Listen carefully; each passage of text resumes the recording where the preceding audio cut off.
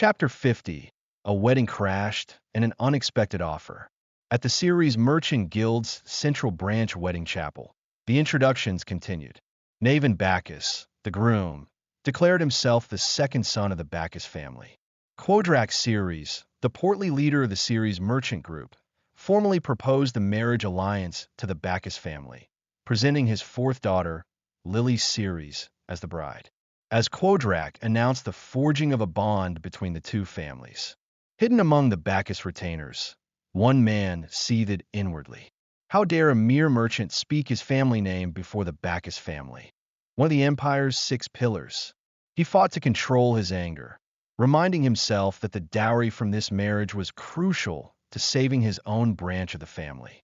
His father, the head of their minor Bacchus house, callously thought it didn't matter what happened to Naven, an illegitimate child, after the wedding.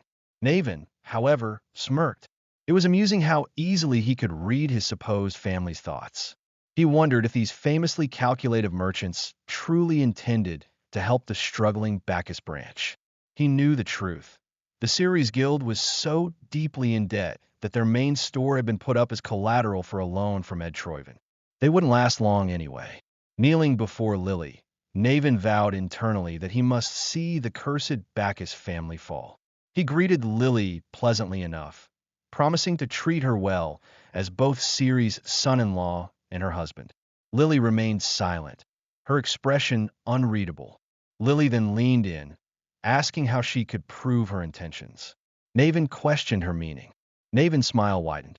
It seemed like she wanted something from him. He explained his own dire situation. His family was bankrupt, and he was essentially being sold. Too bad he couldn't start an OnlyFans to make some quick cash. However, if Lily, his bride, desired it, he could offer her the Bacchus family seal. This infuriated her father, Quodrak, who silently cursed Naven, that damned, illegitimate child.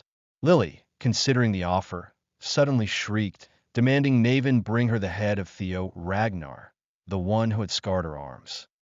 Naven, observing her outburst, noted inwardly that for her to publicly demand the assassination of a noble heir, she was clearly no ordinary woman. A murmur ran through the wedding guests. Quodrak rushed to his daughter, chiding her for saying such things in public, then quietly affirmed her request. Lily's feigned distress vanished, replaced by a predatory smile, much to her father's shock. Naven, seeing this exchange, mused that since his young bride wanted Theo's head, he supposed he should retrieve it for her. Suddenly, the sky outside darkened. Guests looked up, wondering at the sight of wyverns circling overhead. Then, figures leaped from the creatures, landing with jarring force in the courtyard. Chaos erupted. One of the Bacchus guards recognized the insignia on the banner planted by the newcomers. It was the crest of Ragnar. Cleve, flanked by Theo and Evelyn, announced that in the name of Ragnar, they would enforce justice. She declared they had discovered that the one who attacked Ragnar, implying Ed Troyven's forces at Blanky, had close ties to the Ceres merchant group. Therefore, they would begin a search to analyze all traces of treason. Anyone who dared interfere would be judged as complicit and executed on the spot. The guests recoiled. Immediate execution? Was the Ceres merchant group truly plotting treason? Cleve challenged Quodrak. If he wished to claim innocence, he would allow the Ragnars to conduct their investigation. Quodrak paled, wondering if they already knew his plans. One of his retainers whispered urgently, asking what to do, as another nearby worriedly pointed out that Quodrak must appear strong. Quodrak stammered, feigning outrage and asking what this talk of treason was. Cleve's gaze hardened as she addressed Quodrak Ceres directly, giving him one last chance to surrender and cooperate now. A subordinate nervously asked Quodrak for instructions. Quodrak exploded, yelling not to mess around, claiming a small piece of paper, the trade log, could be easily fabricated. He insisted someone was trying to frame them, no matter how dirty the Ragnars played. He rallied his men, declaring the Ceres family would prove their loyalty to Ragnar and their innocence. He ordered the soldiers of Ceres forward, bellowing for them to exterminate those who looked down on Ragnar. A clear order to attack Theo's group. Naven's retainer grabbed Quodrak's arm, pointing out that resisting meant he wouldn't cooperate with the investigation. Quodrak swatted his hand away, snarling that the marriage was off. The retainer, aghast, called him foolish, asking if he thought they'd be let go after this. Their crime was treason. Quodrak retorted that the retainer, as a member of the Six Pillars, knew what treason meant. Did he think Quodrak would die alone? He then reasoned aloud that if the Ragnars truly had concrete proof, they would have sent an army, not just 3 people.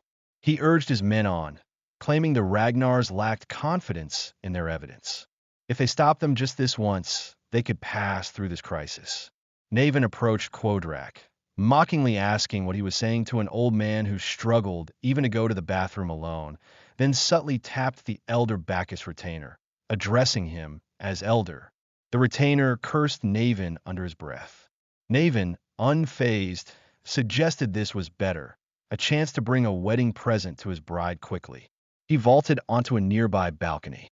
Before the Bacchus retainer could react, then leaped down into the courtyard, his blades flashing. The retainer cursed the illegitimate punk. Realizing the moment Naven picked up his sword, the Bacchus contingent became accomplices to Ceres' resistance. He reluctantly ordered his men to join Ceres and help them. Spears flew towards the Ragnar trio, who stood ready.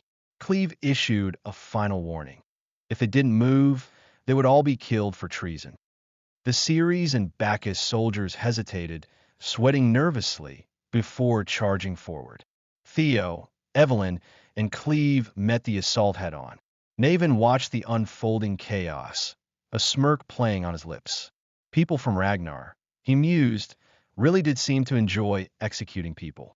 The Ragnar trio tensed as Naven addressed them, his movements a blur as he intercepted their counterattack. He greeted Ragnar's entourage, particularly Theo, stating he never thought he'd say this on their first meeting. Theo, in turn, was shocked to encounter him here.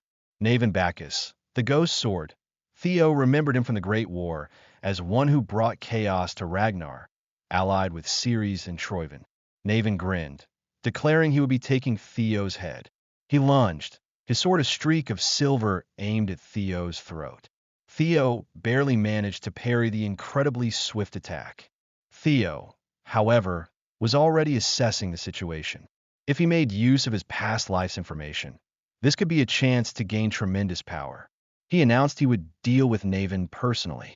Evelyn cried out a warning to Theo, but Cleve stopped her, saying it was all right to trust Theo. She noted the others were likely destroying evidence, and they couldn't wait. They needed to finish quickly. Evelyn, though hesitant, agreed to try her best. Naven, pleased they wouldn't interfere, asked Theo if he'd be all right, boasting that even if he didn't look it, he was pretty strong. Theo returned a confident smirk, stating he must say the same. Theo then asked if he could ask one thing first, and Naven, intrigued, told him to do as he liked. Theo pointed out that pointing a sword at Ragnar was a clear act of treason. Did this mean Naven was a traitor? Was this to ruin the Bacchus family? Or perhaps, Theo probed, was this revenge for Naven's mother? Naven's smile faltered. The great young master of Ragnar, he commented, was bringing up an annoying memory. That, he declared, just gave him one more reason to take Theo's head, and he'd chop it well. Listen to me till the end, Theo said, his expression earnest. Let me help you with your revenge. With the downfall of the Bacchus family, a system notification chimed in Theo's mind. Hidden quest, recruit Ghost Sword Naven as your ally.